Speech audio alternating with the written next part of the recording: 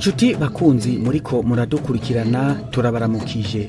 Umukuru w'igihugu nyenicubahiro Varisito Ndayishimiye yaratanguje icese ibikorwa vyo kubaka ku buryo bwa kijambere ikivuko ca Bujumbura, ibikorwa bizorangurwa n'ishirahamwe ry'abayapani JICA. Ico kivuko kimaze kubakwa kizofasha kwakira ibidandazwa vyinshi no kugabanya igiciro cavyo co kuvyunguruza, gutyo rero biteza imbere ubutunzi bw'u Burundi eka mbere na kano karere. Turabahaye ikaze rero muri kino kiganiro aho tugaruka no ku bindi bikorwa bikuru Sebarundi yaranguye muri iyo misi heze mu bisata bitandukanye nk'icamagara y'abantu, ibijanye no gutsimbataza imigenderanire y'u Burundi n'ibindi bihugu, uburimyi n'ubworozi n'ibindi.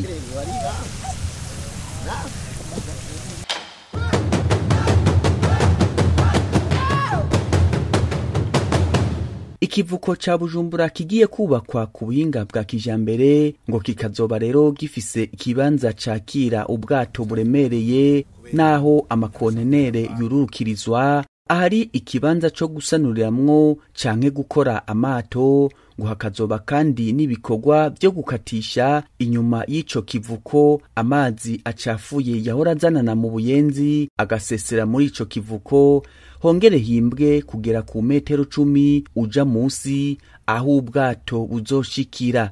Ivyo bikorwa rero bikazoba bishigikiwe n'ishirahamwe ry'abayapani rijejwe gufashanya n'ibindi bihugu ryitwa JICA. Uwuserukira igihugu c'Ubuyapani mu Burundi akaba yarashimiye nyenicubahiro umukuru w'igihugu ko yamatera intege abariko barakora bateza imbere ubutunzi bw'u Burundi. Akaba yaciye asaba ko hoba gufashanya gukomeye mu bijanye n'ibirabana n'abahinga, kakazoba kandi n'akaryo keza ko gutsimbataza imigenderanire iri hagati y'u Burundi n'Ubuyapani. Umukuru w'igihugu nyenicubahiro Varisito Ndayishimiye afashe ijambo akaba yavuze ko ivyo bikorwa vyerekana intambwe Uburundi buteye mu iterambere ry'ubutunzi, ati inzira zo gucishamwo ibidandazwa ziratanguye kuguruka, acasaba abarundi gukora batiziganya kugira ngo bagwize umwimbu bazoshobore gushora hanze y'igihugu. Iyubakwa ry'iki kivuko ca Bujumbura ni ikimenyetso ko kuva Burundi bwafashe iyindi inzira nziza yo kwijukira iterambere mu gihugu. Ikivuko rero nikitubereye akaryo umwe wese yifatira ingingo akigira inama ko tugeze mu gihe cyo kwivyukiranya, tuje ku bikorwa ntihagire n'umwe asigara inyuma. Murabona ko inzira tuzocishamo ibidandazwa bivuye mu mwimbu wacu canke ivyo dukeneye biva hanze zitanguye kuguruka. Ntituze tubone turabaguzi gusa ataco dushora, kuko kugura vyonyene ntibiteza imbere igihugu. Umwe wese ukwiwe no mu runani rw'abandi ategerezwa kubona rose icakora. Muribuka kakarorero twama tuvuga iminsi yose, kugira isoko ni kimwe, ariko iyo uravye nabi usanga isoko yahuriyemwo abagura gusa atabashoye bahari. Iterambere rero rizoboneka ari uko umurundi wese ashora. Uwutagira ico ashora amenye ko aba ari umukene. Nico gituma nagomba kubasaba mwese abarundi ko umwe wese aja ku kivi kugira ngo aronke ico ashora. Mu gihe rero ico kivuko kigiye korosha ivyo gutwara abantu n'ibintu, igihugu kikazoba cugururiye uburere bwa Afrika y'ubumanuko, Afrika y'ubuseruko, mbere no kwibahari. Akaba yaciye asaba abagwizatunga gukora imigambi y'iterambere babicishije ku mazi y'ikiyaga ca Tanganyika. Umukuru w'igihugu nyenicubahiro Varisito Ndayishimiye akaba kandi yarashimiye leta y'Ubuyapani yamye ishigikira Uburundi kuva na kera, eka mbere no mu bihe bigoye. Akaba yaciye abasaba guhozako mu gushigikira no mu bijanye no kubaka amabarabara mu gisagara ca Bujumbura, imiduga itwara abantu benshi gutanga amazi meza n'ibindi. Ntiyibagiye no gutera intege abasanzwe bafasha Uburundi mu migambi y'iterambere nk'ishirahamwe ry'ubumwe bwa Afrika, ibanki y'isi yose, ibanki y'iterambere rya Afrika BAD, biteguye gukora ibindi bikorwa bijanye no ngaho ku kivuko ca Bujumbura kugira ngo kizotanga umusaruro mwinshi. Muri iyo ntumbero nyene umukuru w'igihugu nyene icubahiro Varisito Ndayishimiye akaba yaciye agendera umugwizatunga yigenga azwi kw'izina rya Uwiragiye François ku nkengera y'ikiyaga ca Tanganyika mu karere ka Kabezi, aho ariko aratunganya umugambi wo gutangura kubaka ubwato bunini bwa kijambere. Ubwo bwato bukaba bupima imetero 68 z'uburebure na 12 z'ubwaguke, bukazoba bufise ubushobozi bwo gupakira amatoni yababa 2,000.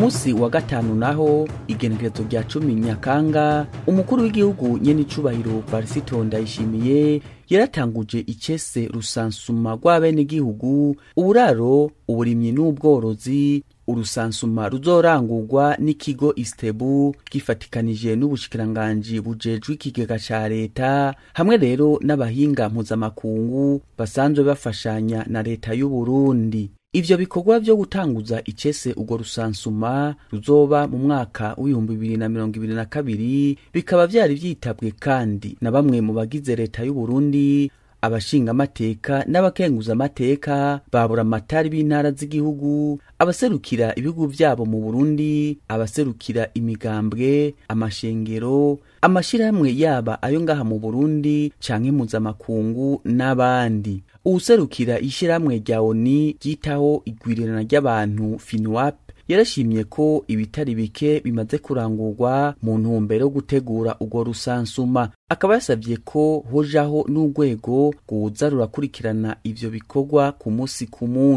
Urwo rusansuma rero ngo rukazotwara uburyo burenga miliyaridi 48 n'igice. Umukuru w'igihugu nyene icubahiro Varisito Ndayishimiye mu ijambo yashikirije akaba yavuze ko ibiharuro bizova muri urwo rusansuma bizofasha kumenya ishusho y'u Burundi mu bijanye n'ubutunzi n'imibano, ibizofasha cyane mu gutunganya neza imigambi y'iterambere ibereye. Leta y'u Burundi yarashizeho ishusho y'ingene Burundi buzoba bumeze mu 2025 kugira dushobore gusuzuma aho tugeze. Rero uruhara rw'ibiharuro ni ntangere kuko bituma leta imenya ibisata byo kwisungwa mu kugwiza umwimbu kugira dushike kuri rirya hangiro. Mu vy'ukuri mu rugamba rwo kurwanya ubukene nta numwe akwiye gusigara inyuma. Nico gituma igikorwa cyo gutororokanya ibiharuro biciye muri rusasuma nkuru y'abene gihugu, uburaro, uburimyi n'ubworozi ari igikorwa gikomeye cyane gihishusho y'ukuri igihugu, kuko ivyo biharuro bitubera nk'umunzane upima aho igihugu kigeze mu iterambere ry'abene gihugu mu bijanye n'ingene babayeho, uko bakika umusaya naho bakura mikoro. Tumaze kumenya ivyo niho leta icifatira kugira ngo ironke ahihera mu gutera izindi ntambwe mu iterambere rya bose. Nyene icubahiro umukuru w'igihugu akaba yamenyesheje ko mu mafaranga leta y'u Burundi yategekanije gukoresha muri uyu mwaka harimwo ayagenewe gukoreshwa muri urwo rusansuma, acasaba abagenzi b'u Burundi kuzoterera. Akaba yahamagariye abarundi bose kuzokwitaba urwo rusansuma atawusigaye inyuma.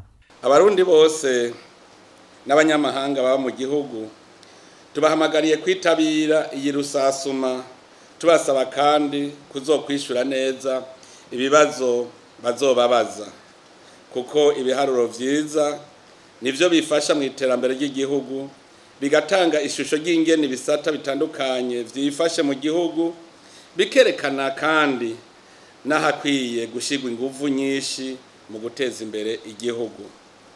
Duhamagariye rero abajejwe intwaro n'abarongozi bose haba mu mashengero akorera mu Burundi n'abandi gufasha cyane ico gikorwa, bahimirize bame hafi y'abazoba bariko barakora ico gikorwa hamwe n'abene gihugu kugira ngo ntihagire urugo na rumwe rwobura ayo mahigwe canke ngo ruhave rutanga inyishu zitarizo.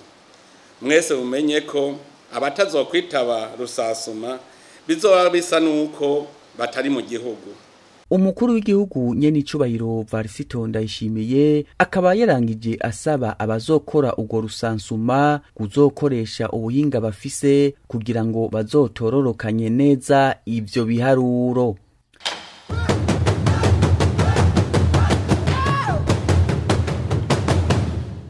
Ku munsi wa gatandatu igenekerezo rya 11 Nyakanga umukuru w'igihugu Nyenicubahiro Varisito Ndayishimiye aherekejwe n'umutambukanyi wiwe Nyenicubahiro Angeline Ndayishimiye yazindukiye imusigati mu ntara ya Bubanza mu gikorwa cyo kugurura ibitaro vya komine Musigati. Ibitaro vya komine vya mbere byuguruwe mu gihugu muri wa mugambi wa leta y'u Burundi wuko komine zose zo mu Burundi zitegerezwa kubakwamwo ibitaro vya kijambere. Ivyo bitaro vya komine Musigati rero ngo bikaba bije gupfunyiriza urugendo abene gihugu bo muri ako karere bahora baja kwivuza mu bitaro bikuru vya Bubanza. Iruhande y'ico gikorwa cyo kugurura ivyo bitaro, umutambukanyi wa Sebarundi Nyenicubahiro Angeline Ndayishimiye batazira kandi mama Mugiraneza akaba yaboneyeho n'akaryo ko gusuhuza abavyeyi bari bibarukiye muri ivyo bitaro, aho yabashikirije utuganuke dutandukanye mu ntumbero yo kuba keza.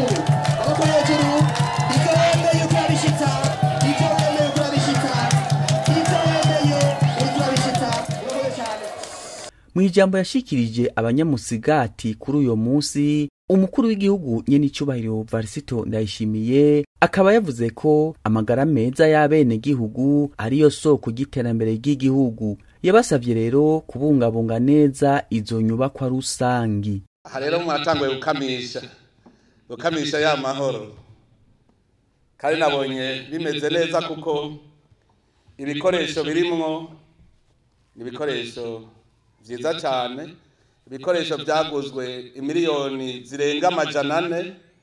Murumva yuko ari bitaro vyiza bifise ibikoresho bikwiye. Bijya bitaro rero muze mu bibungabunge kuko murumva ni gwanyu, ni vy'imusigati, sivyo mu Cankuzo, ni vy'imusigati.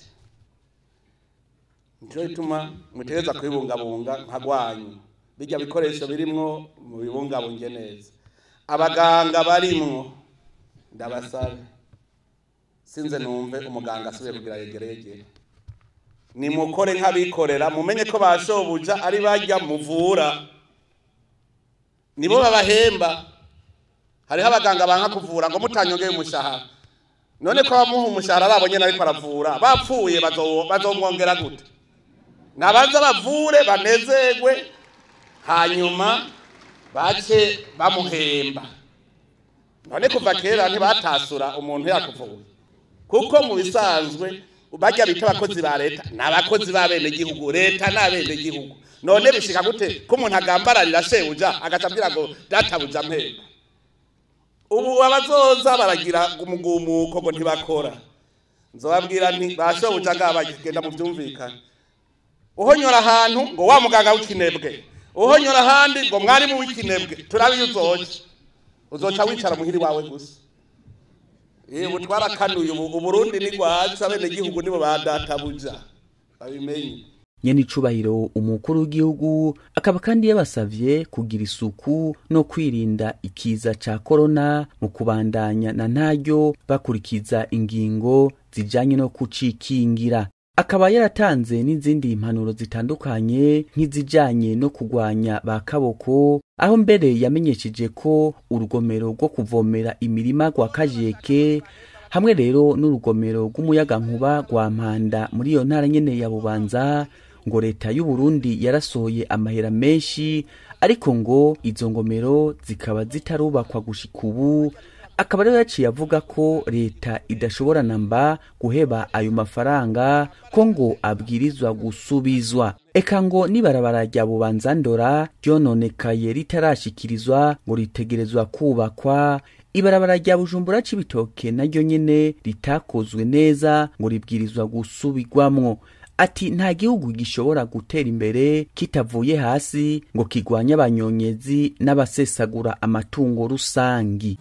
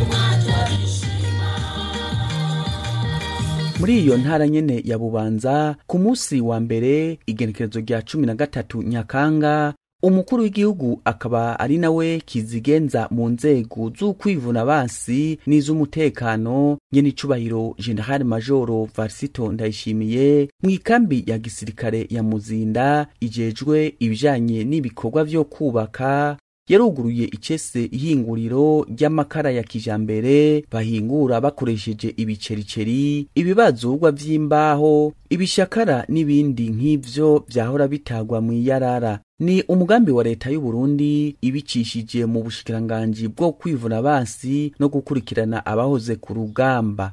Umukuru w'ingabo z'u Burundi General Prime Niyongabo akaba yamenyesheje ko bafatiye ku buryo bahora bakoresha mu kugura ibikoresho vyo gucana ngo bagiye kugaruza amafaranga atari make. Uyu mugambi ngo ukazonafasha no mu gukingira ibidukikije na cane ko uje gushigikira umugambi ewe Burundi urambaye. Nayo umushikiranganji wo kwivuna basi no gushigikira abahoze ku rugamba Alain Tribert Mutabazi akaba yamenyesheje ko mu gihe cy'amahoro abasirikare bitaho ibikorwa by'iterambere nko guhingura, kubaka, kurima n'ukorora.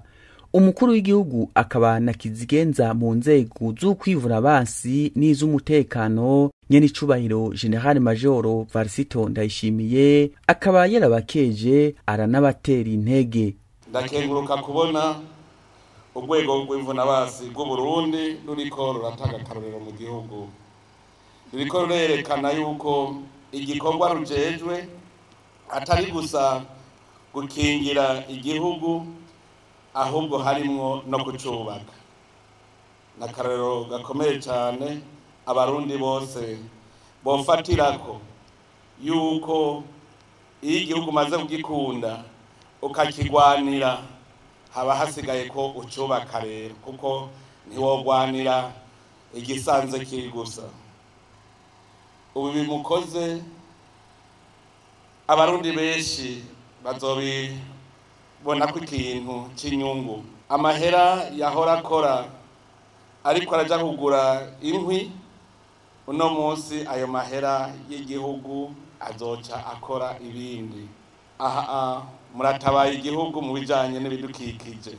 Nyene icubahiro umukuru w'igihugu akaba kandi yasavye ingabo z'igihugu kutibagira igikorwa ca mbere bajejwe co kubungabunga amahoro n'umutekano vy'igihugu. Ndabatera itegeko mwobandanya koko mucungera umutekano w'igihugu. Hariho waciye umugani ngo wabare wagahengwe ngo acana inkinzo. Nagira ndabwire umusoda ni nka serugo mu rugo, ni serugo. Uri serugo rero mpugume muhumuriza igihugu kugira ngo tuje mu mutima uje gukora, dutangure guhingura. Mucungere umutekano hama duhingure ibi vyiza Imana yaduhaye. Avuye aho kumuzinda, umukuru w'igihugu nyene icubahiro Varisito Ndayishimiye yaciye yerekeza muri komine ya Gihanga, aho yuguruye inyubakwa zibiri zo kwagura ivuriro rito rya Kagwema, imbere yuko yugurura icese ivuriro rya komine Gihanga ryubatswe ku mutumba wa Gihungwe. Ahejeje kugurura icese ivyo bitaro vya komine ya Gihanga, ibitaro vya komine bigira kabiri vyuguruwe mu gihugu cose, akaba yaciye agendera ibisata bitandukanye bizoba bibigize.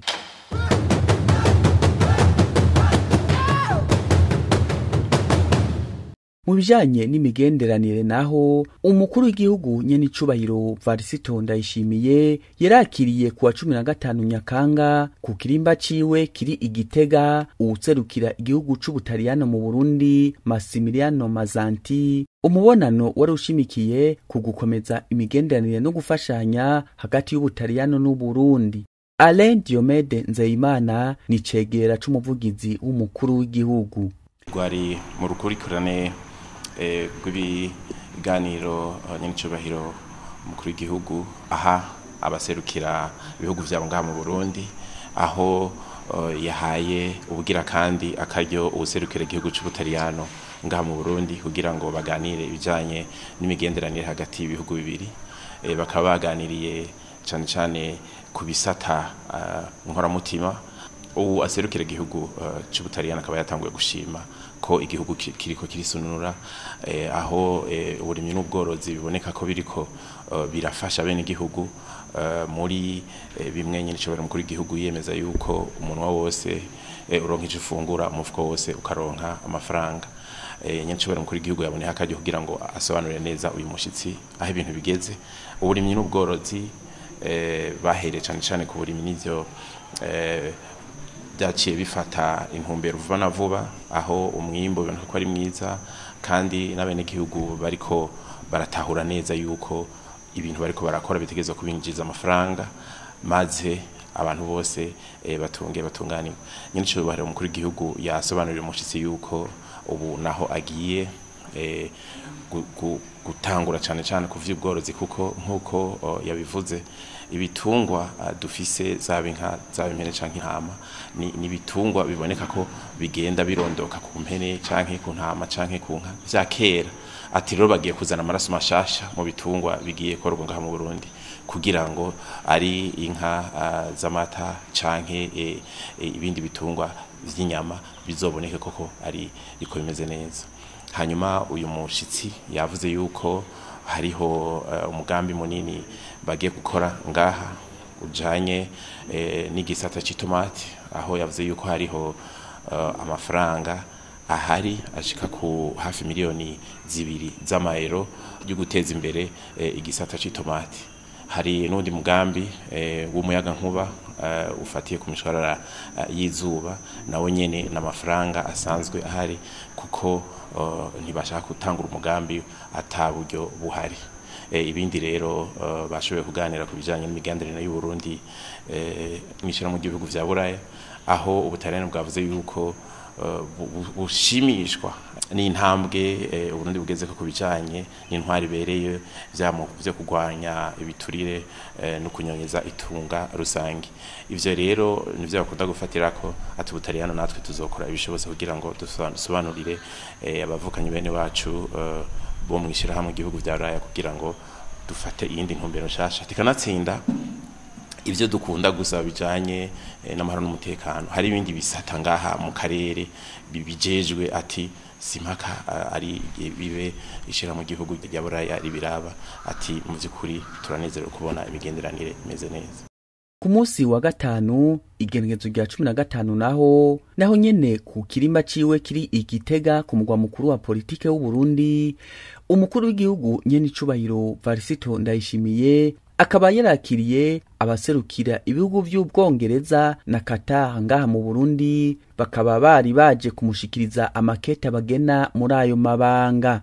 N'ubu nyene kurikira Alain Diomede Nzeyimana icegera c'umuvugizi w'umukuru w'igihugu. Nyene icubahiro mukuru w'igihugu ajeje kwakira abaserukira ibihugu vyabo babiri, igihugu c'Ubwongereza hamwe n'igihugu ca Qatar bazanye amakete abagena kugira ngo baserukire ibihugu vyabo.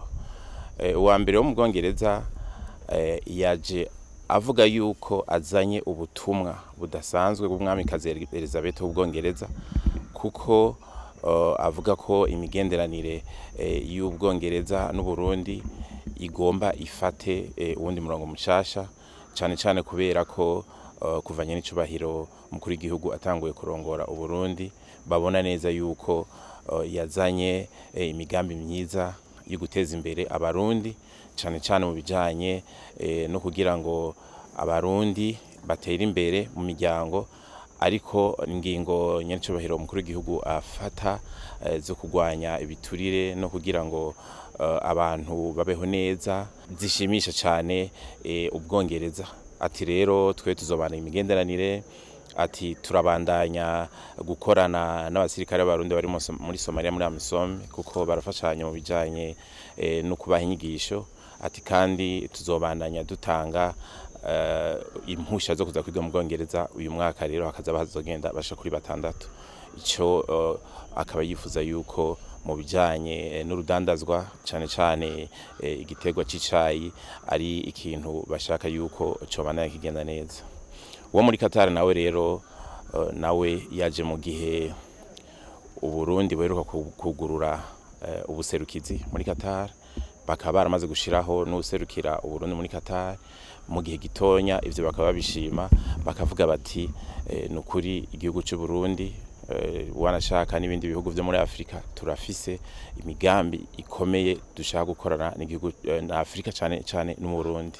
Ati rero turashima yuko namwe dukora neza. Hanyuma nyenshobora mukuru w'igihugu yashimye cyane, arashima igihugu ca Qatar kubona caruguruye kigakora ibintu vyinshi muri kiringo cy'umwaka umwe urenga gatonya. Ati nukuri turabemereye yuko tuzobandanya ubucuti hagati ibihugu bibiri. Hanyuma umushitsi yanifuje yuko nyaricubahiro yogendera igihugu ca Qatar kugira babereke ivyo bamaze gushikako, hanyuma ntihabuze na bikenya dushobora nk'igihugu cy'u Burundi natwe kwiga. Ati kandi bagiye gutanga karibu ko umuntu yavuga kubera ko igihugu ca Qatar cyo giye gutegura imikino y'umupira w'amaguru ku isi yose. Ati rero nk'u Burundi tuzokorana bitari bike, kandi turamaze kuvyerekana yuko dushaka kugirana imigenderanire idasanzwe. Nayo bisigaye nyencobara mukuru w'igihugu yaronse indamimutso z'umwami wo muri Qatar bita Amir, nawe yatumye uwo aserukira igihugu ca Qatar mushasha ngo azatange indamutso z'u Burundi n'iz'umukuru w'igihugu.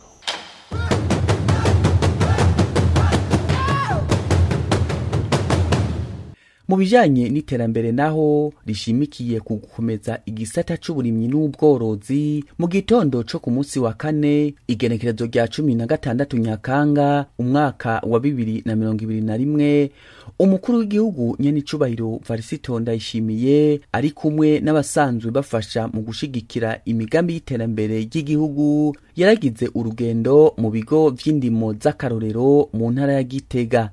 Muri komine ya Giheta ku mutumba wa Gasunu zone Kiriba bagendeye ikigo c'indimo z'akarorero ziri ku hegitari 6 kikarimamwo imbuto zitandukanye. Muri kino gihe ihegitari 2 zikaba zirimwo igitegwa c'ibiraya, ihegitari imwe nayo ikaba irimwo imboga zitandukanye, nayo ku zindi hegitari 3 hakaba harimyemwo ibigori.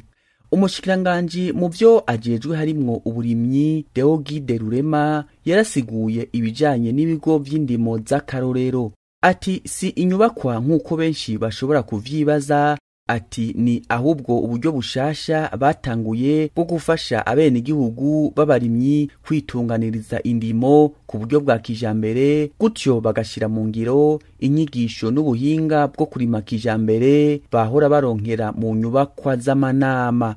Yarongeye asigura ko ivyo bigo vy'indimo vy'uburimyi abantu bashobora kubironkeramwo inyigisho mu kwiga kuvyo babona, ha kuvyigira mu nyubakwa z'amanama nk'uko vyahora. Muri iyo mirima rero yo ku mutumba wa Gasunu zone Kiriba muri komine ya Giheta bakaba barima igihe cyose, mbere no mu gihe cyo muci ibitegwa bigakugwa n'ibindi bitegwa kuko ngo bavomera mu gihe cy'izuba. Ivyo rero bigatuma umwimbu wongerekana cyane kuko atagihe na kimwe bataba bariko barimbura. Bavuye aho bakaba baciye berekeza mu mwonga wa Nyagihundo muri komine ya Makebuko muri yo ntara nyene ya Gitega, aho abenegihugu bahurikiye mu mashirahamwe barima indimo z'akarorero ku magitari 47. Imiryango irenga ku 800 ikaba yashize hamwe amatongo yabo kugira ngo bagwize umwimbu. Umukuru w'igihugu nyenicubahiro Varisito Ndayishimiye akaba yarasiguriye abo baserukira amashirahamwe afasha mu iterambere ry'igihugu ko intumbero yo gushira ayo matongo hamwe ari kugira ngo abo barimyi bashobore gukurikiranwa neza. Ati kandi uburimyi bwa kijambere buroroha iyo abarimyi barimye imbuto imwe kuko ngo ivyo bituma haboneka umwimbu ushimishije. Yaciye asaba abarimyi bose kwijukira gushira amatongo yabo hamwe kugira ngo haboneke umwimbu w'umusesekara.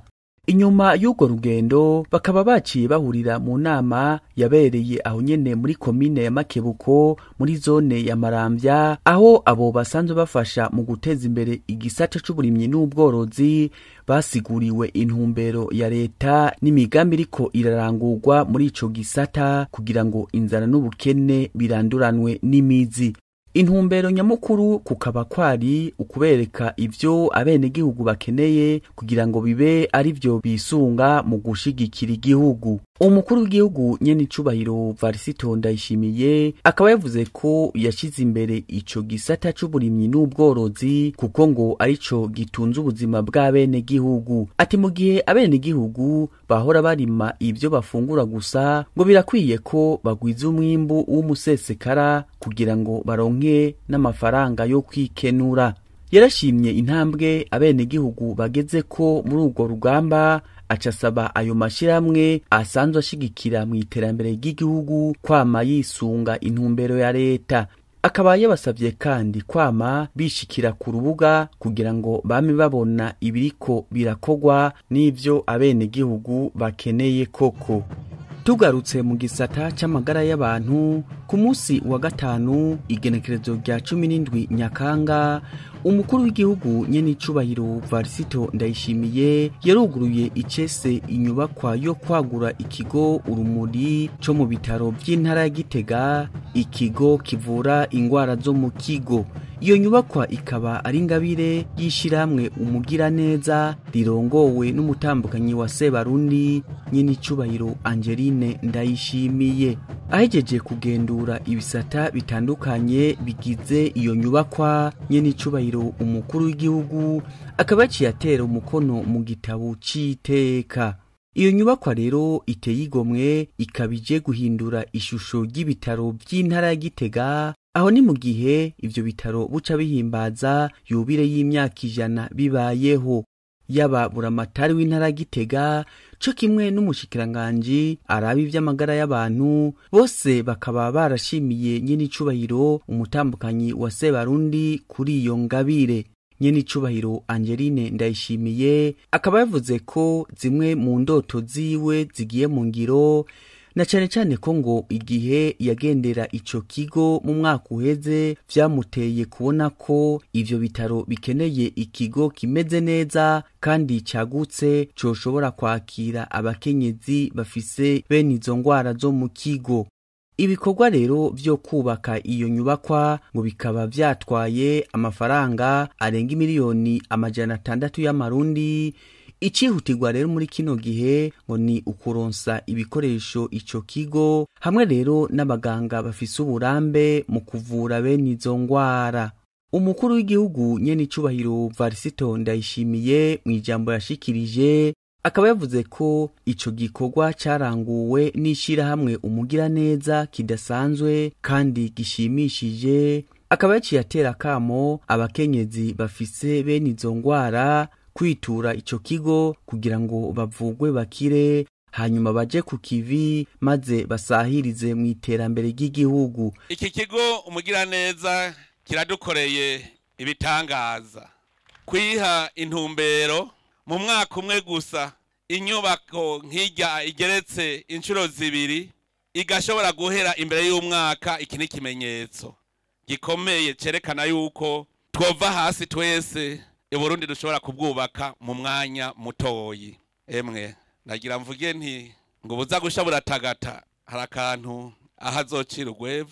Akaba kandi yateye akamo uwo wese afise icaterera mu gufasha mu gisata c'amagara y'abantu, na cyane abagwizatunga ko bogiranira amasezerano n'ibitaro kugira ngo haboneke ibikoresho vyo mu gisata c'ubuvuzi, gutyo ingendo abarundi bahora bagira baja kwivuza hanze y'igihugu zigabanuke. Ndashimiye amashirahamwe abagwizatunga bafashije muri iki gikorwa. Aka nakarorero ka mbere, namwe murabonye yuko turi kumwe twese bishoboka. None rero nasaba n'abandi umuntu wese kuca ashoboye kumikora afise atera intege igihugu cy'u Burundi. Aha bubatse bubakiye Burundi ntibiyubakiye. None rero ntera intege n'abandi barundi baze bararondera ako bokora kugira ngo bafate umugongo amavuriro y'u Burundi. Nkobo murazi yuko hariho ibikoresho vyo mu bitaro bitariho muri iki gihugu. Iyo hageze ingwara zimwe zimwe ukabona abarundi barinze kurira indege baja kwipimisha hanze, biragarageze yuko twobona nk'abagwizatunga nabo bavuga ko bagiye kutugurira ca cuma ca IRM bagishira mu bitaro binaka, hanyuma bakaza baragiriranira amasezerano y'ingene kizokoreshwa. Sivyo none Sebarundi akaba yarangije yemereye ico kigo urumuri imodoka itwara indembe ariyo bitarutse habaniha kugira ngo vyorohe kunguruza abagwayi. Akaba ari no ngaha rero duciye turangiriza ko kino kiganiro. Imana ishishikare kuzigama Uburundi n'abarundi naho ubutaha.